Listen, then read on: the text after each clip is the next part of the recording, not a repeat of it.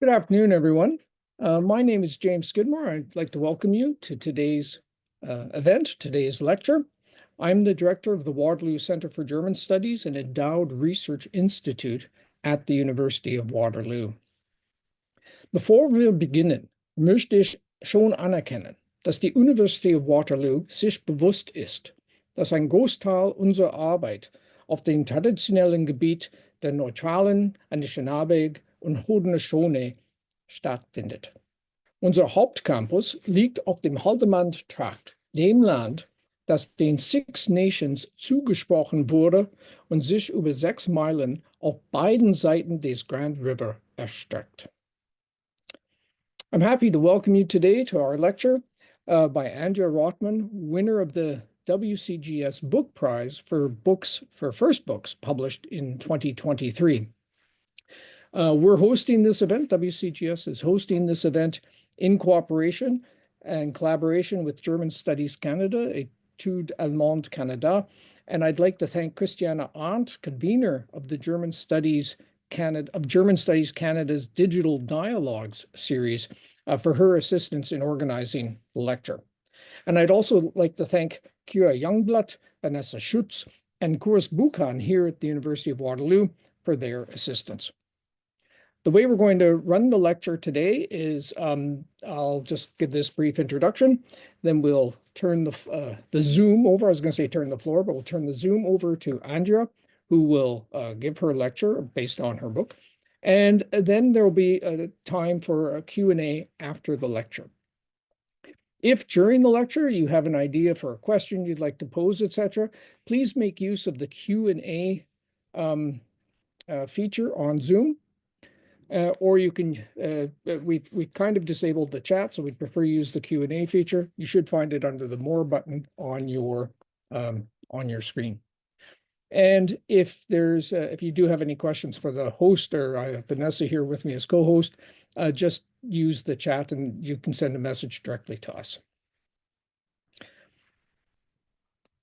Andrea Rotman is the author of Queer Lives Across the Wall: Desire and Danger in Divided Berlin, 1945 to 1970, published by U of T Press.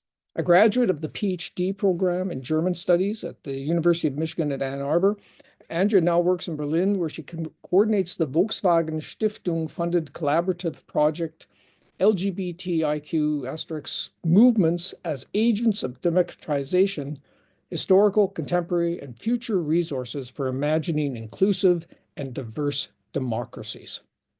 This project involves partners from academia and civil society in Berlin, Gießen, and Vienna. That's all I really want to say. I'd like Andrea to take over now and tell us about her wonderful book, Queer Lives Across the Wall. Andrea.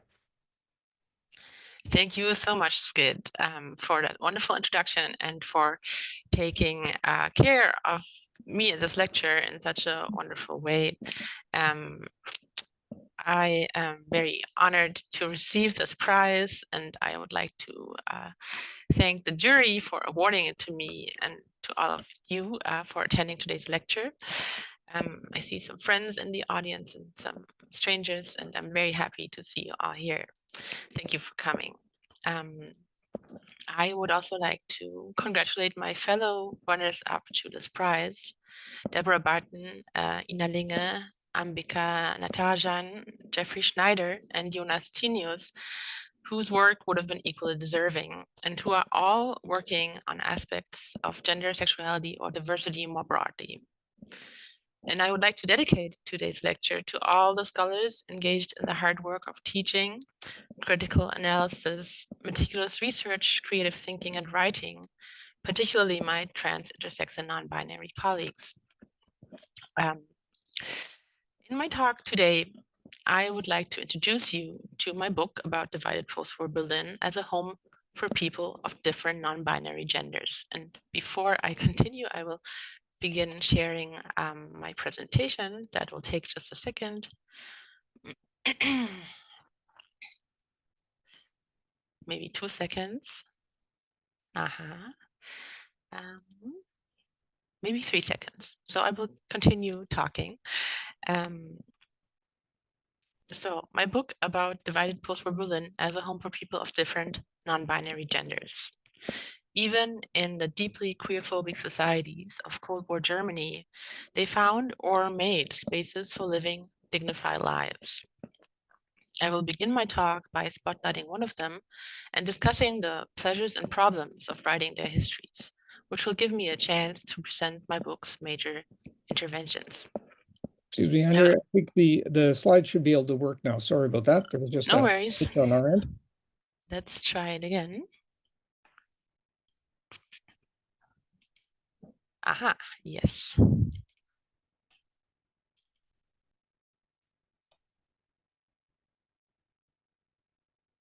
Okay.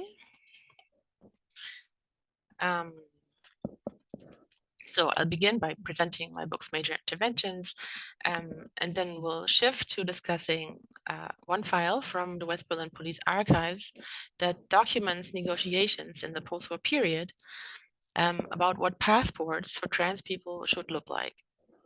I will end my talk by pointing you to some of the exciting research in LGBTI and Q+ history that's been coming out in the last couple of years and that is in the works, and that makes me hopeful for the future.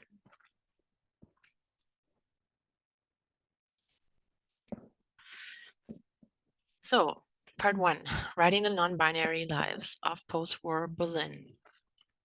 My book begins with Mamita, an entertainer and community organizer in post-war Berlin whose embodiment of gender defied the binary. I came across Mamita on the pages of Der Weg, or The Path, a West German homophile magazine preserved at the archives of Schwules Museum or Gay Museum in Berlin. In an issue from 1962, an article titled Mamita Invites You In caught my attention. The anonymous author invited readers. Let us remember those glittering ball nights we celebrated after the collapse of the disastrous Third Reich, in a way as continuation of the year 1933. Hundreds of our friends rushed toward the Tefi ballroom when Mamita called them.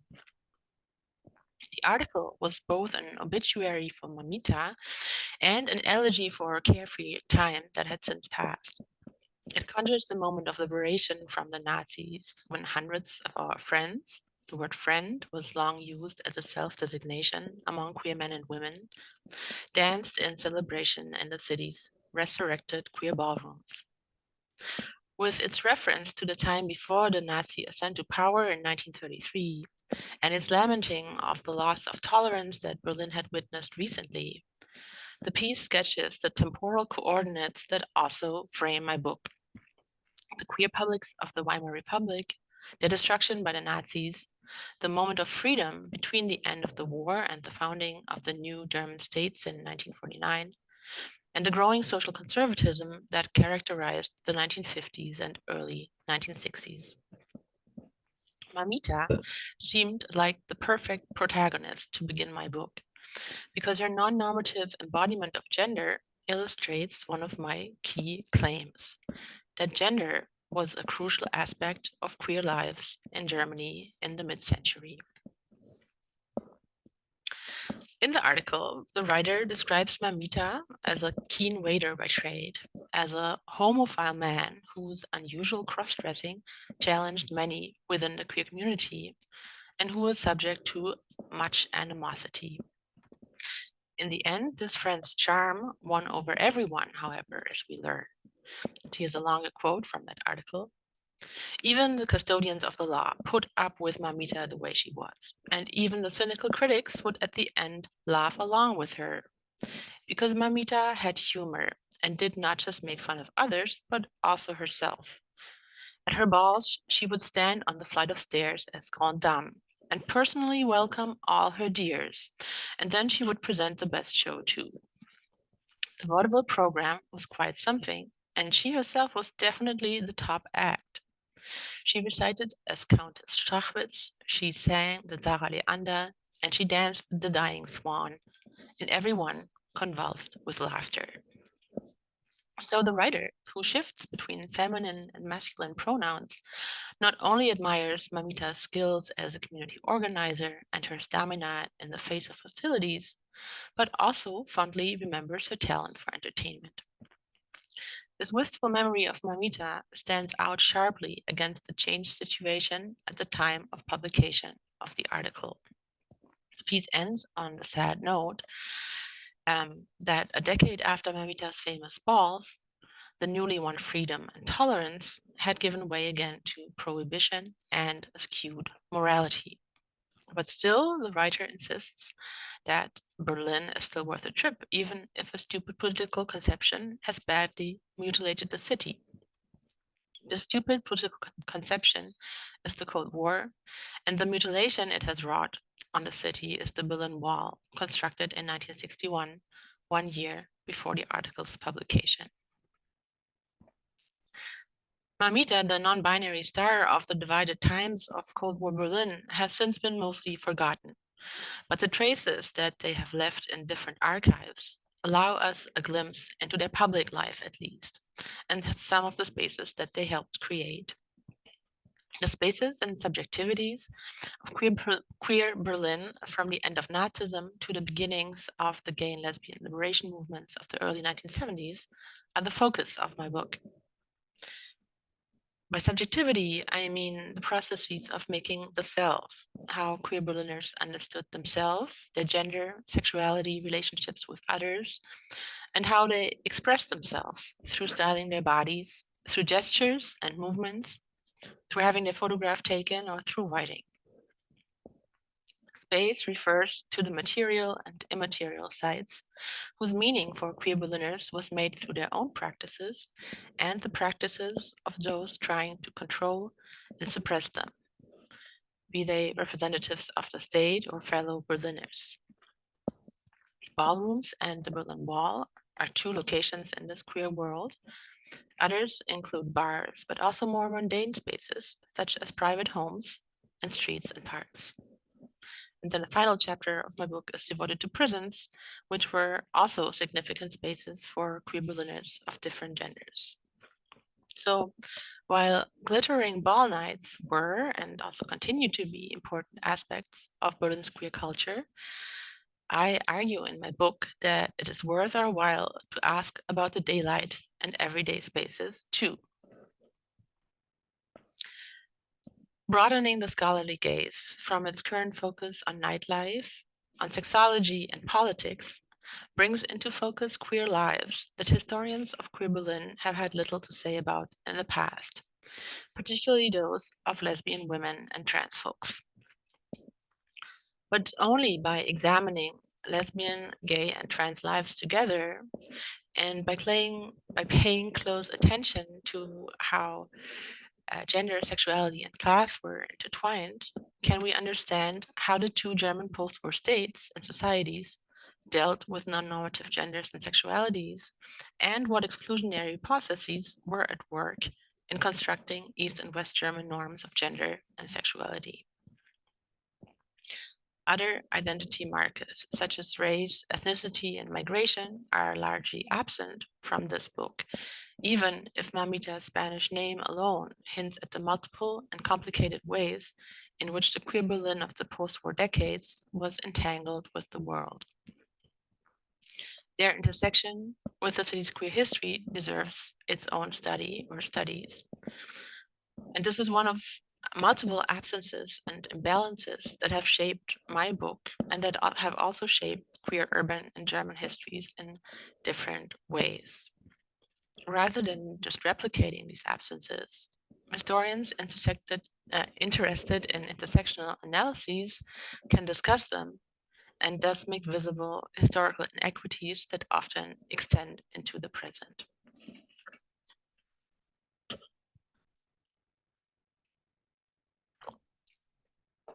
My book also addresses historiographical imbalances. Most research in queer history focuses on male homosexuality, and this is particularly striking in urban queer history and in German queer history. Classic histories of queerness and the city, such as George Chauncey's masterwork, Gay New York, or Matt Holbrook's Queer London, offered a nuanced analysis of the multiple and shifting gendered subjectivities of queer men, but neither of them analyzed lesbian women. The same is true of recent studies of queerness and sexuality in Berlin. They have ignored lesbian and trans subjectivities and relationships. In German queer history, the scarcity of research on lesbians remains dramatic, and until recently, the situation in trans history was even worse. That's not just unfortunate, it also makes for bad research.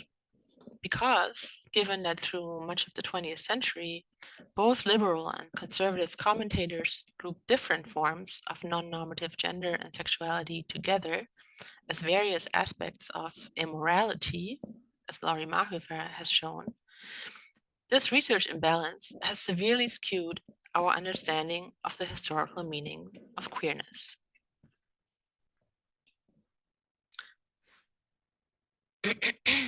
When around the turn of the 20th century, sexual science, sexual subcultures, and activism in Berlin and elsewhere shaped the sexual identities that we continue to use today, it was not just a modern gay male identity, but also lesbian and trans identities that came into the world.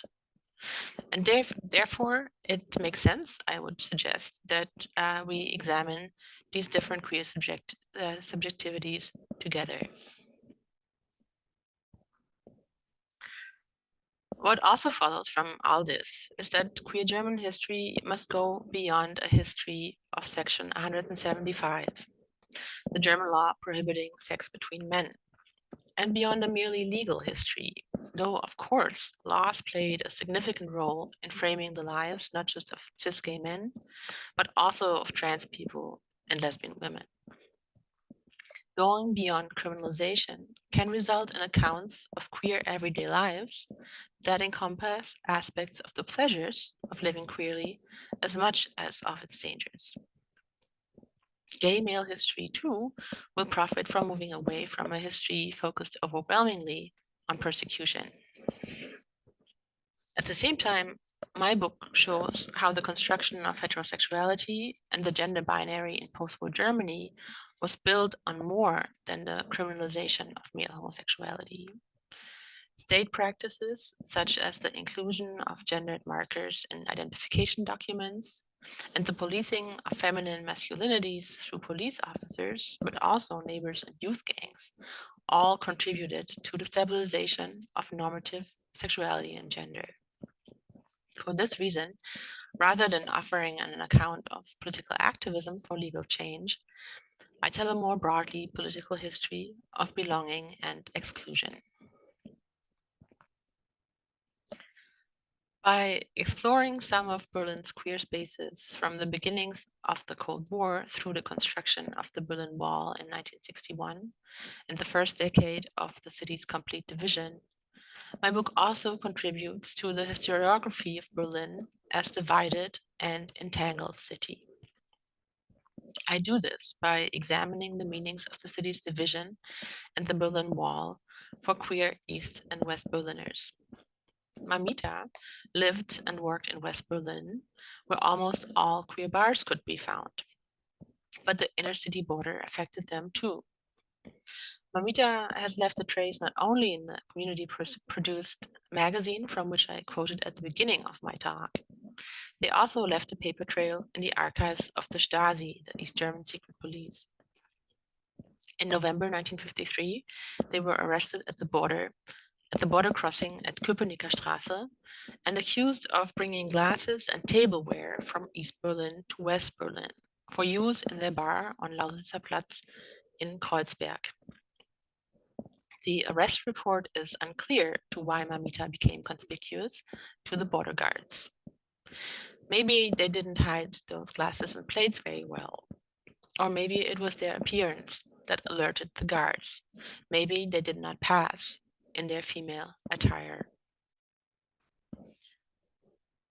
When I write about Mamita and other non-binary Berliners, I use queer as an umbrella term that can describe the subjectivities of people whose same-sex desires or non-normative gender position them against, outside, or deviating from the norm. This again goes back to my argument that lesbian women, trans people, and gay men were put together in the same space of criminalization, medicalization, or stigma because of their same-sex desires and or gender identities, even if they face different legal and social situations. My choice to use queer as an integrative term may come across as outdated in light of trans scholars' critique of, as Vivian Namaste put it, queer theory's erasure of transgender subjectivity, or Kyle Keegan's call that trans studies ought to, quote, break from the established epistemological frameworks of women's studies and queer studies, end of quote. But as my book shows, even just the example of Mamita, it is impossible to always draw clean analytical borders between non-normative genders and sexualities in recent German history. To me, it makes sense to study trans, lesbian, gay, queer history together. It's a suggestion of Kaji Amin's that has been extremely helpful to me in thinking about this. Amin has written, and here's a long quote, that critical transgender studies might include foregrounding modes of gender variance inseparable from homosexuality, returning to a feminist understanding of gender not simply as a neutral category of social difference, but as a site invested with relations of power, and capitalizing on transgenders' associations with public sex, economic marginality, racialized inequality, and policing to promote a politic of structural transformation rather than identity. There's a lot to unpack here, and I'll come back to some of the aspects that Amin raises here. Structure versus identity is, of course, a decades-old argument in queer history, and one that continues to animate our discussions and sometimes moves them forward. Similar to their colleagues in other marginalized histories, queer historians since the 1980s have quarreled in different iterations whether their work is about searching for ancestors that have been hidden from history and must be rediscovered, or if it's rather the study of how sexual and gender norms were produced through the making of sexual and gender difference. In the German history of sexuality, Laurie Marhoefer's call to, and this is a quote, to write a history of immorality rather than a history of just one faction of immorality, such as homosexuality, for instance, was a convincing argument for the structure side. More recently, Jennifer Evans has reminded us that the work of queer scholars, not a quote, is to disturb the practice of essentialism. My book endeavors to not pick a side in this argument, but to engage in both rediscovery, recovery of queer lives, and an analysis of how sexual normality and difference were produced. Asking about queer subjectivities in history does not mean to go looking for today's identities in the past, but in the vein of a critical genealogical approach after David Halperin, to understand how historical subjects understood same-sex love and non-normative gender embodiment. My book demonstrates, I think, that asking about queer subjectivities continues to be a productive route for historians of gender and sexuality. We simply do not know enough about queer lives between 1945 and the 1970s to not ask about how lesbian women, gay men, and trans people lived during this time. So where do we ask this question to get any answers? This brings me to one last intervention, the archival intervention.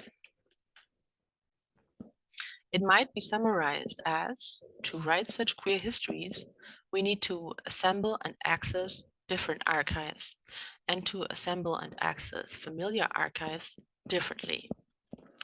And I could now talk at length about archives, but in the interest of also talking about something else, I will skip this part. You can find it in the introduction to my book,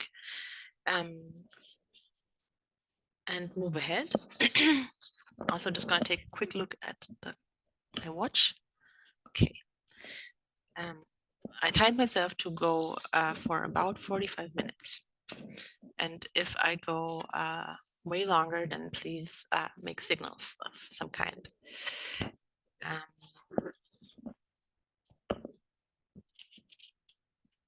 Yeah, so much for some of the interventions that I'm trying to make in my book. And thank you for bearing with me through this rather heavy conceptual lifting so far. I would now like to zoom into some archival material from my book.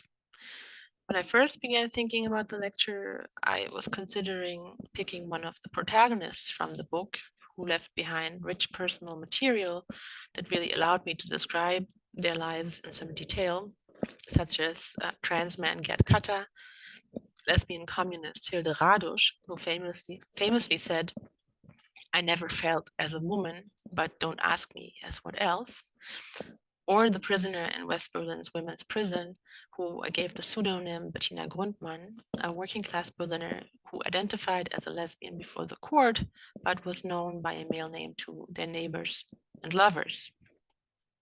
But then I thought that in light of current events, it might be interesting to talk about a file from the West Berlin Police Archives that illuminates negotiations about trans people's passports in the 1960s.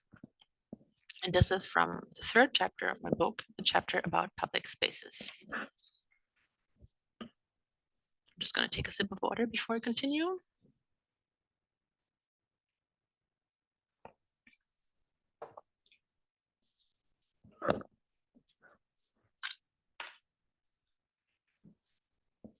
In both East and West Berlin, people whose embodied gender did not read as conventionally masculine or feminine could run into trouble with their fellow citizens or with the law.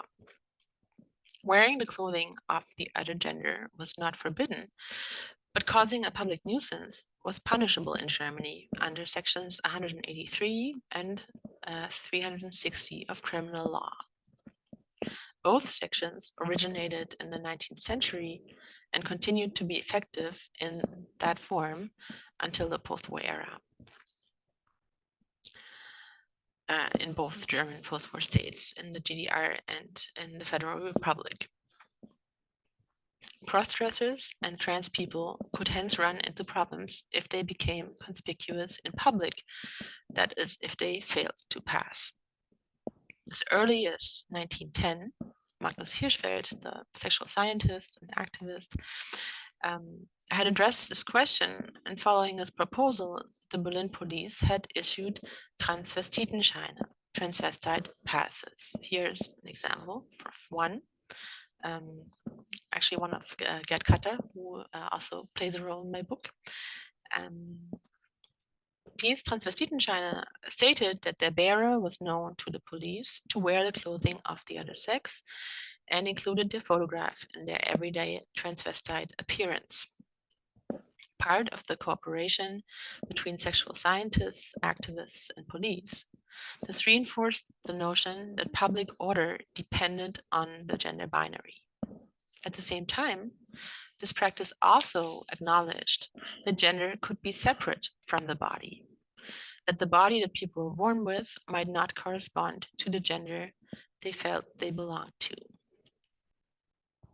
The transvestite passes, which other cities in Germany had adopted during the Weimar years, continued to be issued in Berlin well into the Nazi period.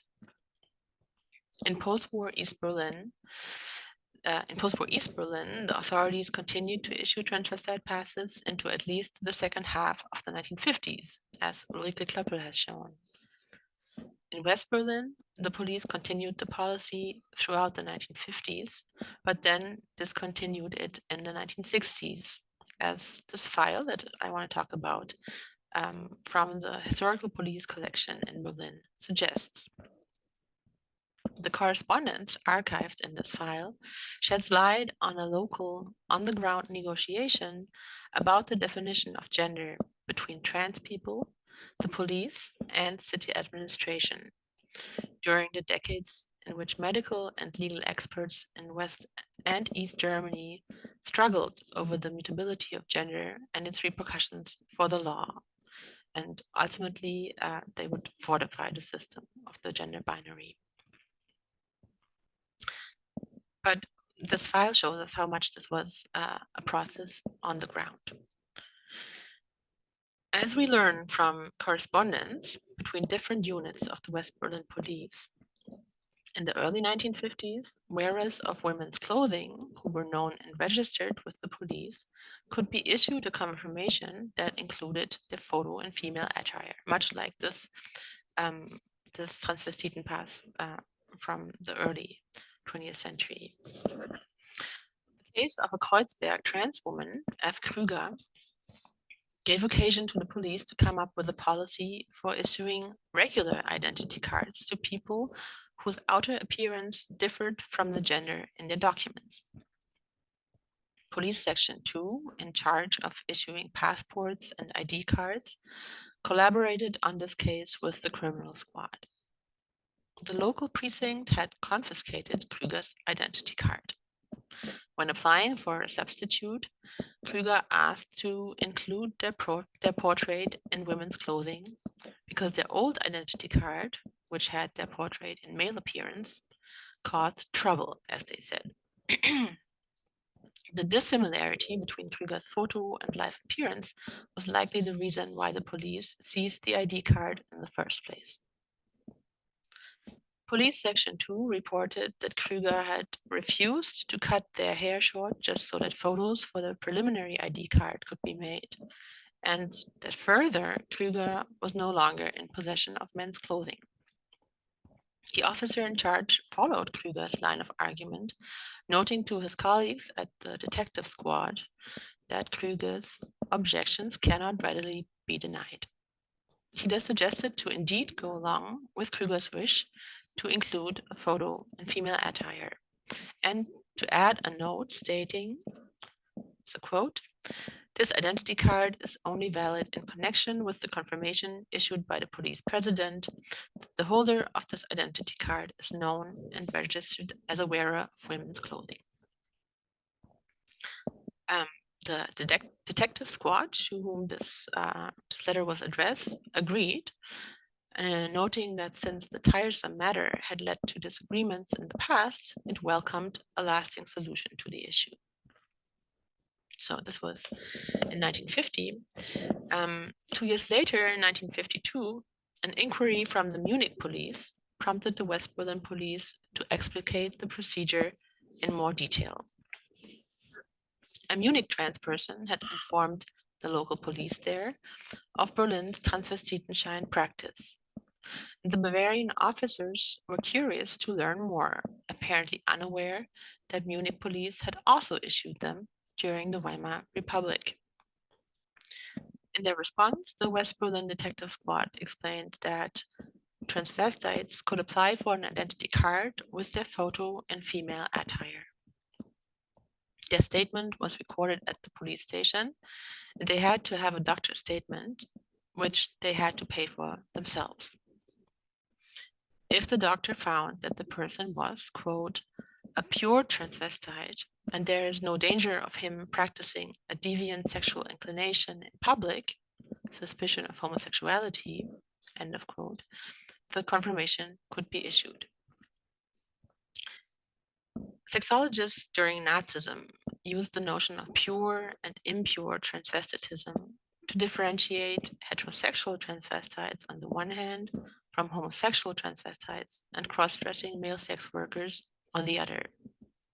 While the terms were of Nazi origin, the distinction itself was not.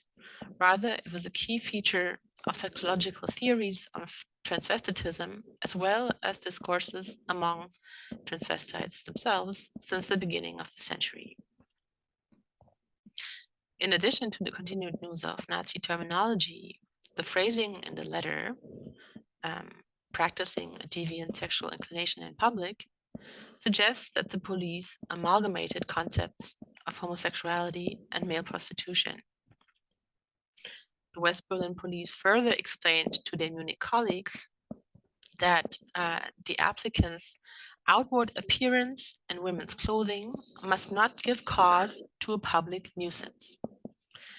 Hence, to get the recognition that the Transvestitenschein represented, trans women had to perform a seamless version of normative femininity before the authorities. They had to be able to get a pass. So this was the practice throughout the 1950s. In 1960, the West Berlin changed this well-established practice. The change came after Police Section 2, in charge of passport matters, had issued 3 passports to, quote, persons of male sex who appear in female clothing and hairstyles, end of quote. An officer from that section was apparently unhappy with this decision to issue these passports and wrote to the criminal squad. And I quote him at length. In my opinion, for reasons of public order, only such passport photos should be used that correspond to the personal information recorded in the passport and indicating the sex. For instance, the first name, the profession. On the other hand, one could demand, for reasons of identification, that the photographs show the passport holder in the garb and look that he usually appears in. I have presented these questions to the Senator of the Interior, who is interested in the position that the criminal squad and the Federal Criminal Police Office respectively take in this matter. One would also have to entertain the question whether persons of female sex should be allowed to bring photographs showing them in male clothing.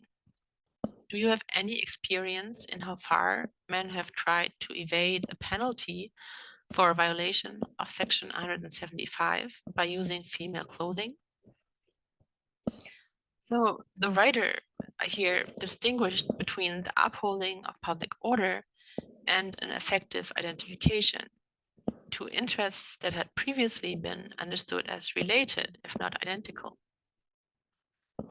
Whereas the practice of issuing Transvestitenscheine was based on the understanding that public order depended on the possibility of the state to identify people in public space, the writer argued that public order did not so much rely on the congruence of outward appearance and the ID photograph, but instead on the concurrence of the photograph with the markers of gender that the document contained, first name and profession.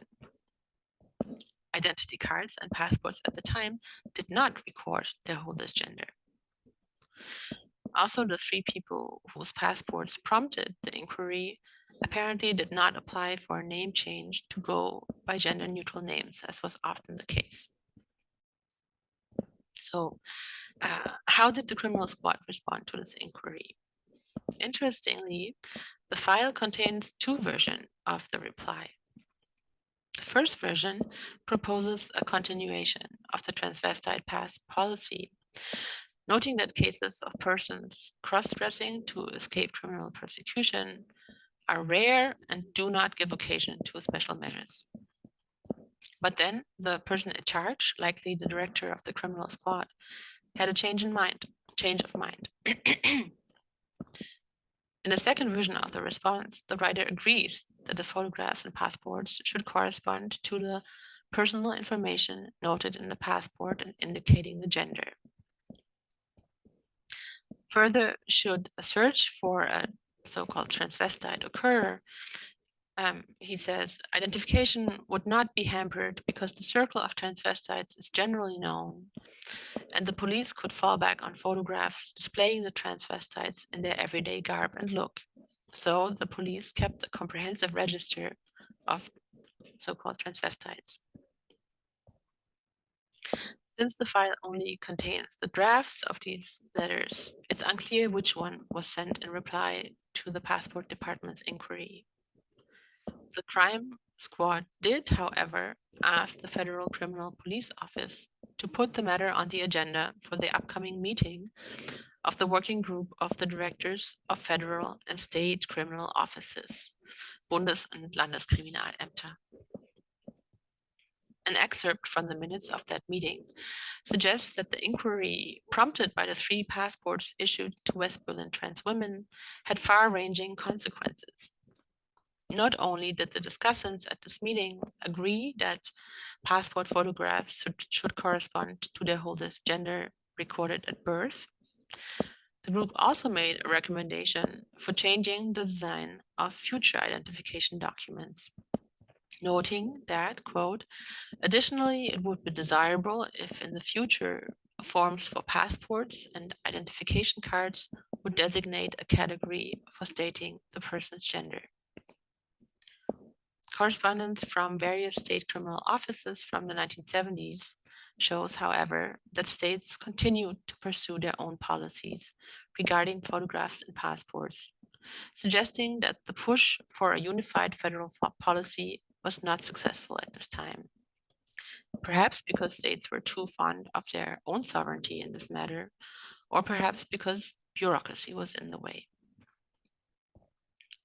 In summary, the Transvestiten file from the West Berlin police attests to a continuation of the Berlin police practice of issuing transvestite passes into at least the early 1950s. Throughout the 1950s, police even issued passports with photographs that showed their bearers in their everyday transvestite presentation. The file shows that state policy on trans people was first negotiated at the very local level. Trans people, such as F. Krüger in Berlin and the anonymous trans woman in Munich, deployed their knowledge of pre-1945 transvestite passes to get identification documents that corresponded to their gender. At least for trans women, this liberal policy depended on their seamless performance of a normative gender and sexuality, however, demonstrating the long-lasting effects of early sexologists' differentiation between heterosexual and homosexual transvestites. The West Berlin police's change in transvestite policy after 1960 from a tolerance dependent on passing to a disavowal of trans subjectivities is in line with both contemporary legal discourses and practices toward trans people and the development toward a more repressive queer bar policy, particularly the intense policing of trans people in bars. The cooperation of law enforcement across state borders could work in favor of trans people, as when Bavarian police learned how to issue transvestite passes from their West Berlin colleagues. But it could also lead to a streamlining of more repressive policies, as in the joint meeting of the federal and state criminal offices that resulted in a demand to register gender explicitly in identification documents.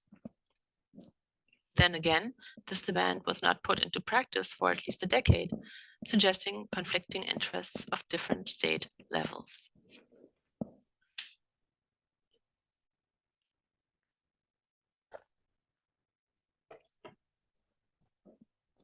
I have no direct lessons that we can draw from these negotiations over trans people's identity documents for our present moment. I do think that analyzing state policy making on the ground can help us see that state power is rarely total or unidirectional, that it's not a crushing heavy blanket coming down on historical subjects, but a practice involving decisions of a multitude of individuals guided by different interests and motivations. And I'm now coming to the end of my talk, and I thank you for bearing with me. I realized that also the second part has been quite, maybe quite technical also, or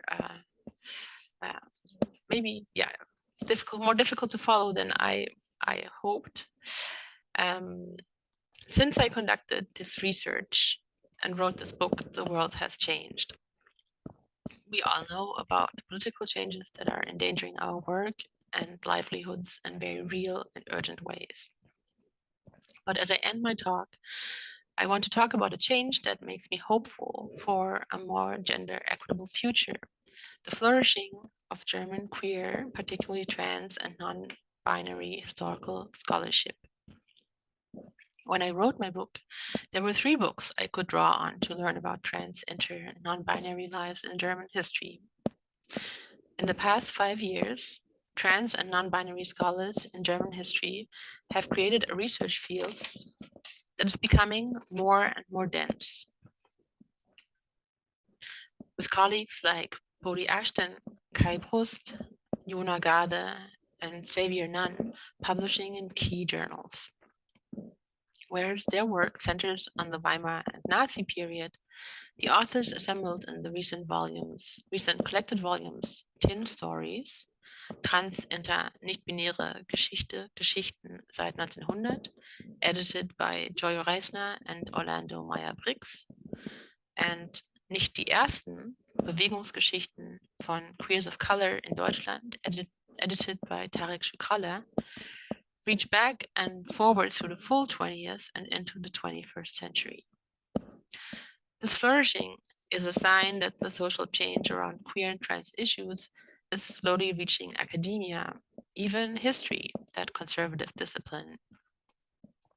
While such gains currently appear more precarious than ever, and it's hard not to see gloom only, I think we should still take a moment to celebrate the fabulousness of these achievements, the brilliance of these studies, and the wonderfulness of their diverse authors.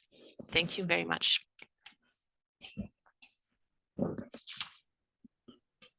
Thank you, Andrea. Thank you very much for that. Yeah, if you want to stop sharing your screen, that'd be fine. And great, that's wonderful. Thank you very much. I just listening to you there just now, and especially in your conclusion and discussing, the present moment and how much when I, reflecting on your book, which I read last summer as part of the jury process for the prize, it didn't resonate as much as it resonates now in the current moment in certain ways, right? Like there's been a shift, of course, in some of our attitudes, or in some of the attitudes in our society in the past few months, and that has and that just caused me thinking about today's lecture, and having you come and speak just reminded me of the this is an ongoing situation, or the issues that you raise in your book for the Germans of that period in Berlin and elsewhere, how much that's now, yeah, there's more there's more to be thinking about, and we think about it in different ways. So thank you very much for that. And now the floor is open for questions. If you'd like to ask a question in the Q&A, a written question, we'll read it out on your behalf. But if you'd like to ask a question in person, you're more than welcome to raise your Zoom hand somewhere under the raise hand, and I'll keep an eye on that. And then as you if you want to ask a question, turn on your camera if you wish, and ask your question. We'd be happy to take any questions anyone would have at the moment. I'll give you a second to think about it. I have a question prepared, of course, but I don't want to preempt somebody else from asking a question.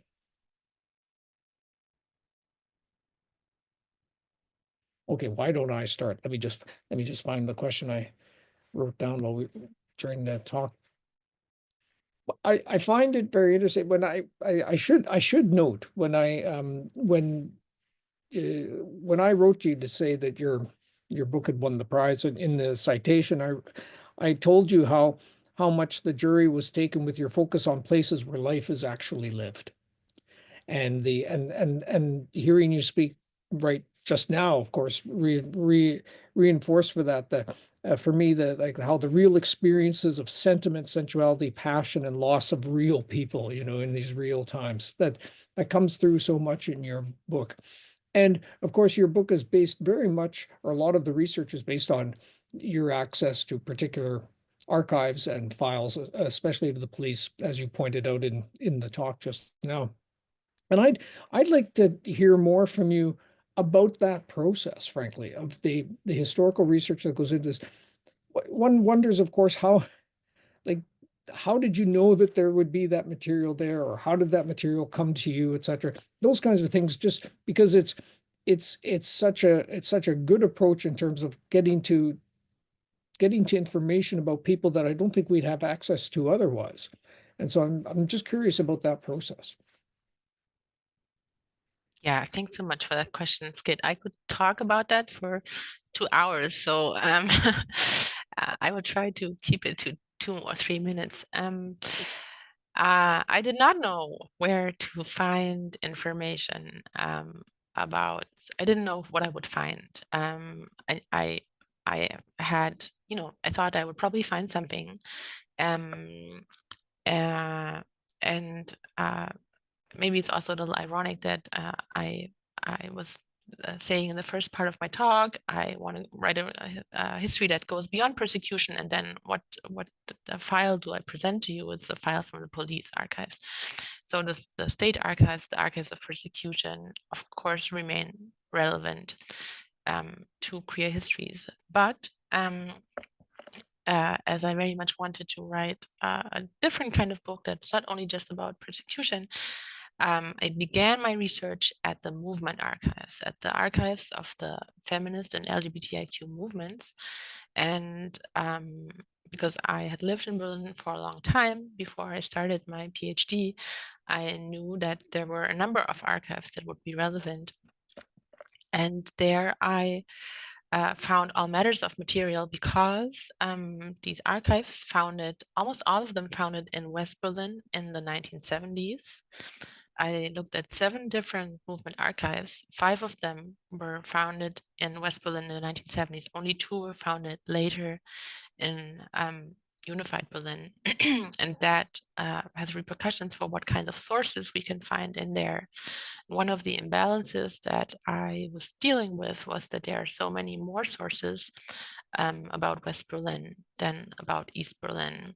And that includes the personal papers of queer people who donated their papers to movement archives.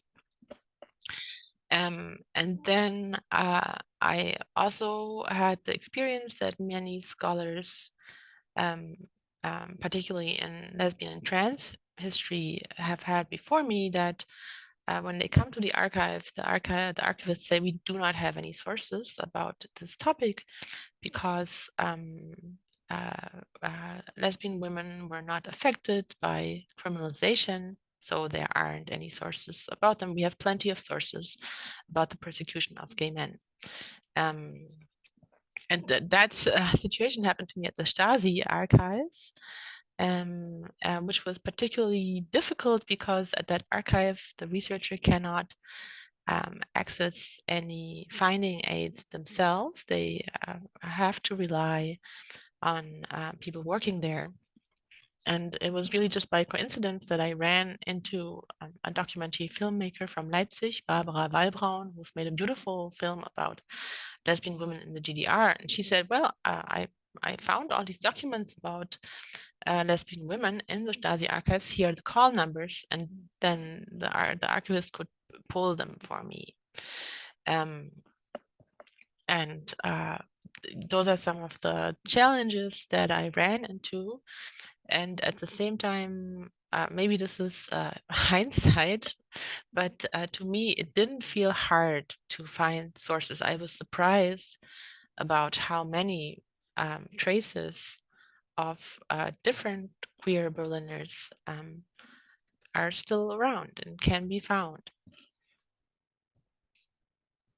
Not interesting. I know you could talk about it for a couple of hours because the material that we have is so rich. So, but thanks for that the introduction to that. It's always fascinating to understand the material that is just, not that you have to find and then to make use of, and how, and just even, for example, how the Stasi archive, you can't go in and look at it yourself. If somebody has to bring it to you, and then you might or might not find it. That's very interesting. I think we have some questions in the chat, so I'm going to turn it over to Vanessa, who's going to ask some of the questions that have come out of our Q&A.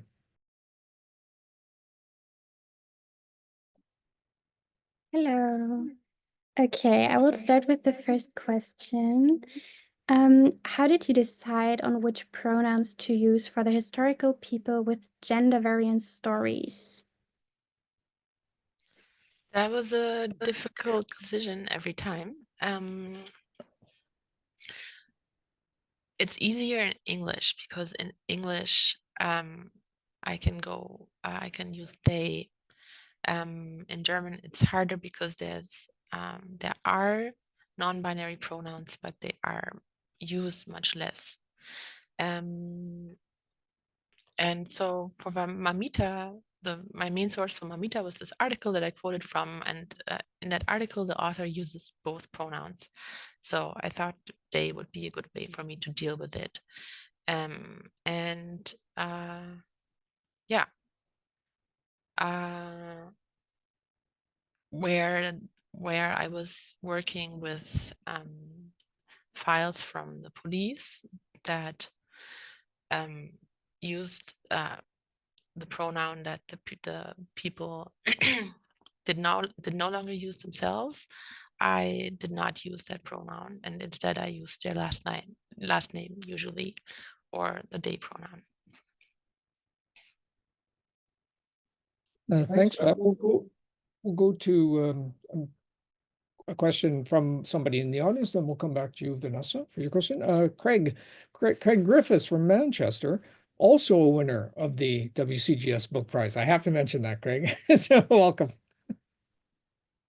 Yeah, good to see you again, Skid, and thank you for this wonderful talk, Andrea. And I really appreciated how you set out the book's interventions so clearly. And that's really where my question is leading in terms of, because you offer us such a roadmap for how to apply your insights and your methodology to queer and trans and non-binary histories. So I wanted to ask, well, two things if I may. Where do you see historians taking your approach next? For example, do you see much purchase for histories beyond Berlin? And is there a tension there with local, urban, regional histories and maybe more national and transnational histories? And thinking about, that's the first question. And then the second question is about, I guess, transnationalism. And you just mentioned there, Andrea, in terms of maybe some possibilities that the English language gives you in terms of pronouns, which are more tricky in German. And of course, you're a very transnational scholar in that you've grown up in Germany and done a huge amount of archival research in Germany, but you've also studied and spent a lot of time in North America. So I wondered to what extent you see that your experience as a researcher and as a scholar in that sense as also influencing your work and your approach and your insights. But thank you for this really wonderful talk. Thank you so much, Craig. It's so nice to see you again. Thank you for those questions. Where do I see historians going in queer trans histories? I don't think they need to take it from me, because I think that many scholars have arrived at similar conclusions by different pathways. I'm also happy if they take it from me, of course. Yeah, I think there are a lot of histories to be written beyond Berlin, and beyond also the big cities, even though big cities continue to be important sites for all different kinds of queer people and important sites of activism. I think when we come closer to the present moment, the concrete physical sites of a city are become less important, because now there's the internet, or since the 1990s, people have organized through the internet. There's already a lot of really fascinating work done about southern Germany by the folks from the project at the University of Stuttgart, that have also found incredible sources and are conducting lots of really interesting oral history interviews with trans and queer people from Baden-Württemberg and that area, and not just Baden-Württemberg. Actually, there have been a number of historical projects on at the state level, also, for instance, in Rheinland-Pfalz and in Hessen, that have studied the local context and have diversified queer history in that way, I think in very rich ways. Yeah. My experience as a transnational scholar, I think I could not have written a book like this at a German university because it is not customary to tell personal stories in a historical dissertation. There, for instance, I think I was allowed to do a lot more storytelling at Michigan than I would have been allowed to do here in Germany. And I think what's been also very influential is the fact that I got my PhD in a German studies department and was trained and was in conversation with wonderful scholars whose focus, some of them working in history, but some of them also working on literature and film. And I think that has given me a different way to think about what history is and what history writing can be. Vanessa, another question for? Yes, there are two questions regarding your research process. The first one is if there were any major obstacles that you came across while conducting your research, or if something was particularly surprising to you, something you did not expect when you started with your research.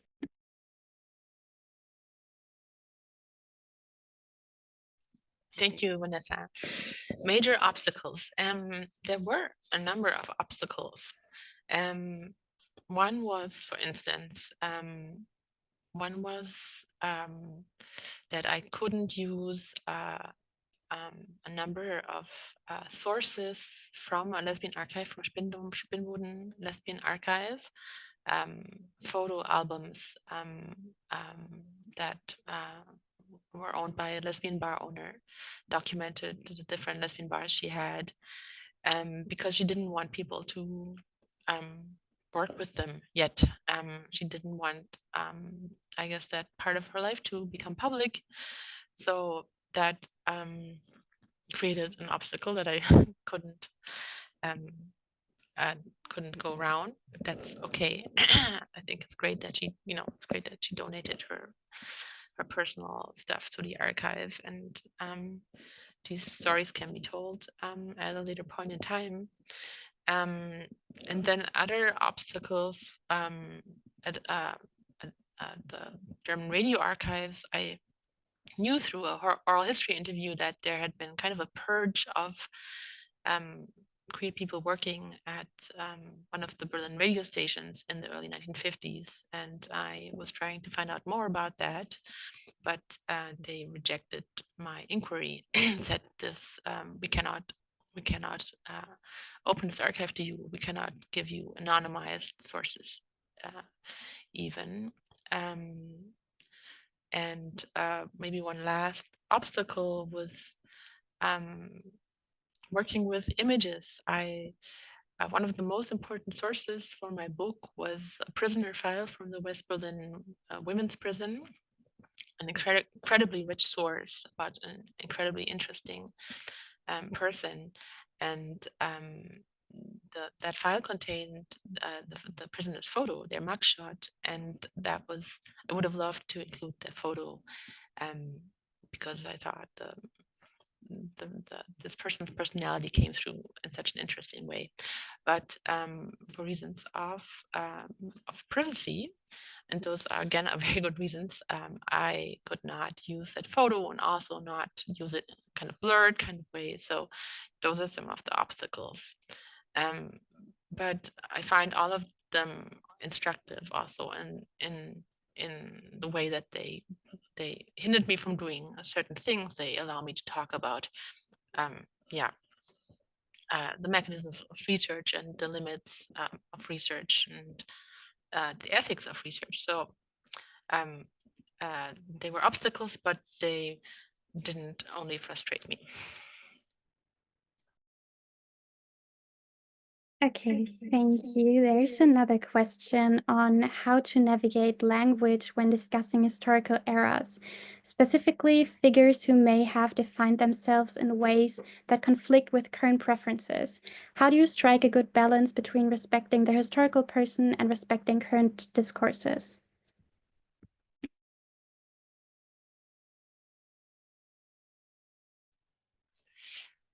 Thank you. That's such an interesting and important question, and I don't think I have a good answer for it. It's something that I struggle with every time. I think I think I would err on respecting the historical person because it's their life that I'm writing about, and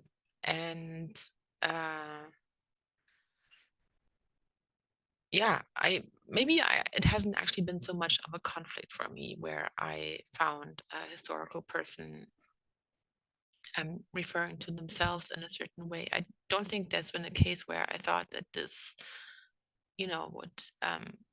would hurt today's readers. I think this is not a great answer, but just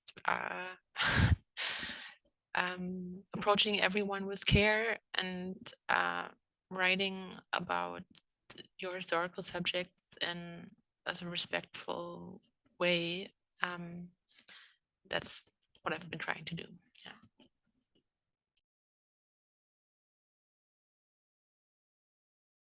Yeah. Okay, there is another question. You were talking about lesbian women, how they are ignored in many queer histories. And the question is, what are the best ways to bring lesbian histories to light? And what implications do you think this gap has to communities today, as well as on historical research?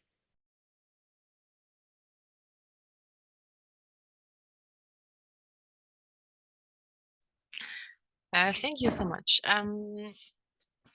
What are the best ways to bring lesbian history to light? I think is to write dissertations, to do research projects, to produce documentaries, to write historical fiction. There are plenty of sources, especially in the feminist archives, and Germany especially has an incredibly rich landscape of feminist archives. I think those are vastly underused for queer and trans histories. They have like most of the stuff is from the 1970s and later, but some of it is also from earlier times. And they have personal papers that I mean, I haven't been to all these archives, so I don't know how many of them really have these in-depth personal papers, but I think many do, that allow us also to write about intimate practices, sexual practices, relationship practices, all of that. The second part of the question was, what are the implications of the dearth of research on lesbians for lesbian women today?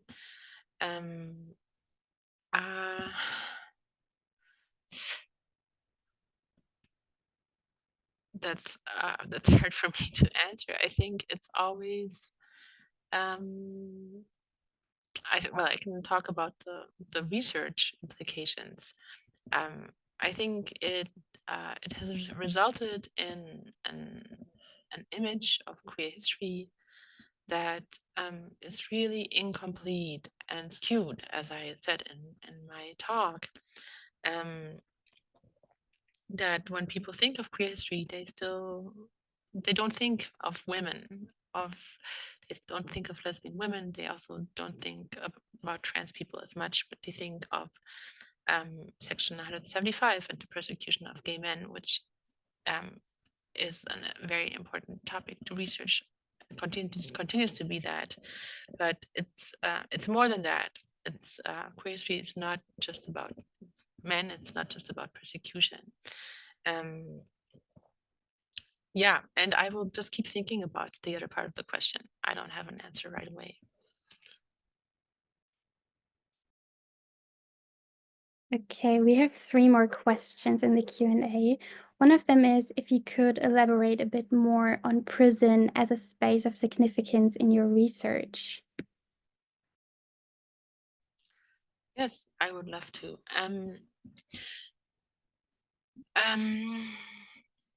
I have a chapter on prisons, and it's almost exclusively about women's prison, and that is kind of counterintuitive in a book about queer German history, because women were not criminalized. Women's homosexuality was not criminalized, so women did not go to prison for being queer. But still, I found that they were important sites for queer women, or for women's queerness, and that like I came across sources for both the East and the West Berlin women's prison. For West Berlin, that is the file that I already mentioned, which is really an incredible rich prisoner file. It's one file, the file of one prisoner, and it's actually the only file that came up when I searched that archives catalog for any sources on lesbian women. And this archive is the Landesarchiv Berlin, which keeps all the documents of the Berlin administration, including the prisons. And when I looked for anything that had to do with LESB in my period of interest, 1945 to 1970, there was just one file that came up, but this file was very, very rich in that it contained information about the prisoner, a working class person who was in prison because a court had found that they had lied about the identity of the father of their son. This person had a son and had said that a certain man was the father. That man said, "I'm not the father," and the court believed him, and sent the mother to prison.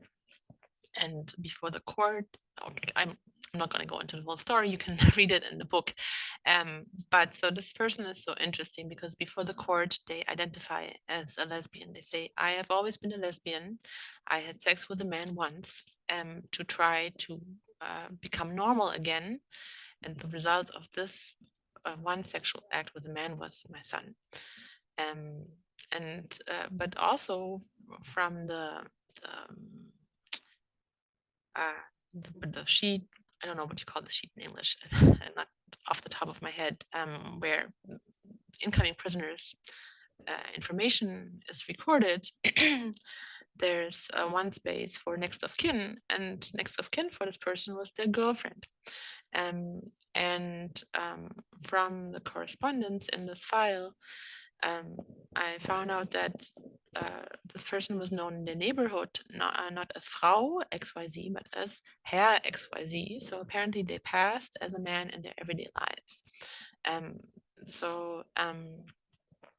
In one way, that's one way in which that West Berlin prison was an interesting queer space, because there's this very clearly, I think, non-binary person in it. But then also, this person has all these relationships with other prisoners inside the prison, and flirts, and even meets for kissing in the prison. So it's a side of queer possibility in a way.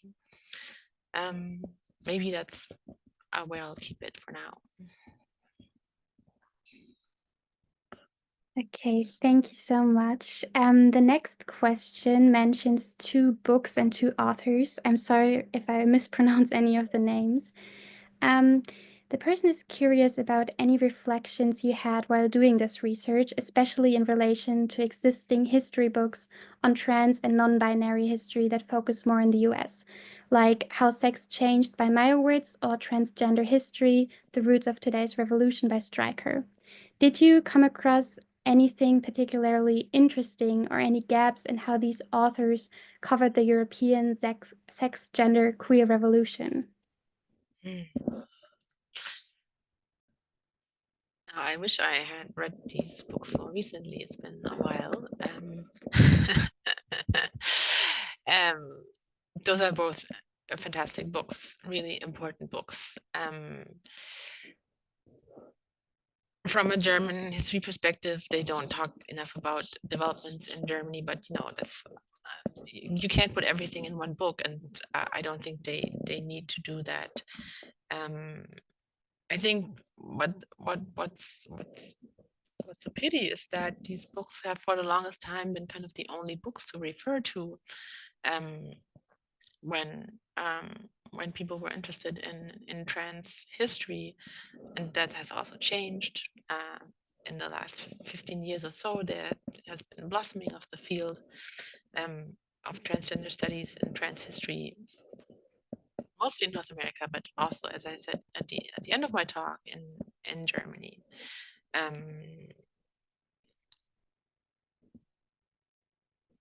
Let's see. I'm trying to remember more of the books. I know that How Sex Changed is very much about medical history, and for good reasons. That's an important part. The history of medicalization is an important part of queer histories generally, and trans and inter history in particular. They're not as much maybe books about everyday lives, but that's also often something that's harder to do, because for that you need sources that talk about the mundane everyday lives of people, and many people don't produce such sources because they just they go to work and raise their kids or whatever they do, and don't write all of it down, or when they do write it down, they don't keep it for posterity, either because it's their personal recording and never meant for anyone else, or because it might be dangerous for these sources to be, or these notes to be found by law enforcement. So very often such sources do not survive, or we do not find them. So I think writing histories of everyday lives is in a way much harder than writing histories of medicalization. So I don't know how I arrived at this point now. Let's go to the next question. Yeah, thank you. That's the last question in the Q&A. Could you share some thoughts about how films or plays based on Charlotte von Mahlsdorf shaped popular understanding of trans experience in East Germany during the period that you studied? Could you repeat the question, please, Vanessa? Of course. Could you share some thoughts about how films or plays based on Charlotte von Mahlsdorf shaped popular understanding of trans experience in East Germany during the period that you studied?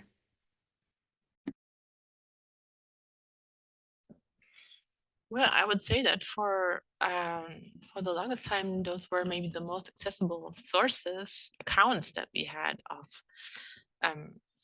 trans lives in East Germany in the 50s and 60s.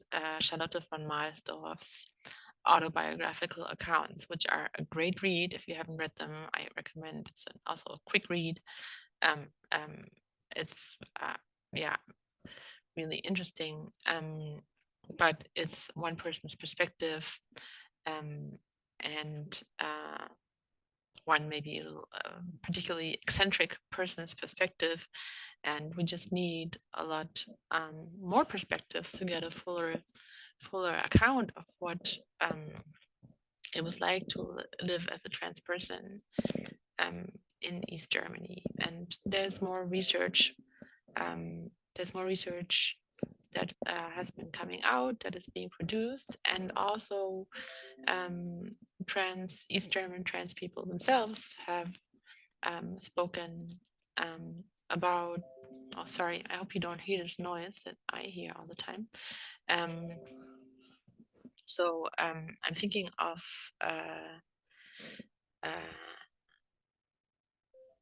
damn, I can't think of her name. East Berlin trans activist Nadja Schallenberg, who came out as trans at the very end of the GDR, and who founded some trans organizations in the early 1990s to help trans people, mostly in East Berlin, but also in the DDR or then United Germany, figure out how to transition during this time of change. It was much easier to transition in East Germany than it was in West Germany. And Nadia Scheinberg has talked about that in different venues. And maybe that's one account to read alongside Charlotte von Marsdorf's memories. And yeah. Very good. Well, thank you. Thanks, Vanessa, for asking all those wonderful questions from the audience. And one of the advantages of the Zoom Q&A, of course, is that you can collect your thoughts, write them out, and write out a good question for you. And thanks, of course, Andrea, for the answers to those questions and for engaging with our audience. I'm assuming there are no more questions because I see no other hands raised. So I'll bring our session to a close. I want to thank all of you for attending. Wonderful to have you all here. There will be a recording of this talk made available. You'll receive a notice when it's when we've made it available. It takes us a bit of time because we have to get the transcript done properly for our accessibility regulations. But once that's available, you'll receive an email message from us. And I want to thank you again, Andrea, for this wonderful. This introduction is so interesting because it's an introduction to a topic which I knew nothing about. But your presentation today shows how you're able to combine both this kind of introductory information, but also then give us a kind of some deeper insight into some aspects of people's lives that we just would know nothing about otherwise. And so I'm really grateful to you for that. And just the idea of a Transvitenschein and this kind of thing, I just can't. When I was reading your book and just reading about that and those kinds of things, and I felt I just wanted to bang my head against the desk, because it just seems so. It seems just these kinds of police kind of surveillance kind of activities just seem so unnecessary. But you have given us so much more insight into that, and so much of a greater understanding of that. And so I'm very grateful to you for that. So thank you for your wonderful talk. Thank you so much, Sid, and for the chance to talk about my book. And I'd like to thank everyone in the audience, especially the people who ask questions. It's always hard to be put on the spot, so I apologize if I couldn't answer everything. But I'm taking those questions with me to think about them further. And yeah, I hope that we can all stay in conversation. Marvelous. Thank you. Thank you, everyone. Have a good day. If you're in Waterloo, the snow has stopped, so you can safely go back outside again. I hope the rest of you are in warmer and more pleasant climes. Thanks very much. Have a good day.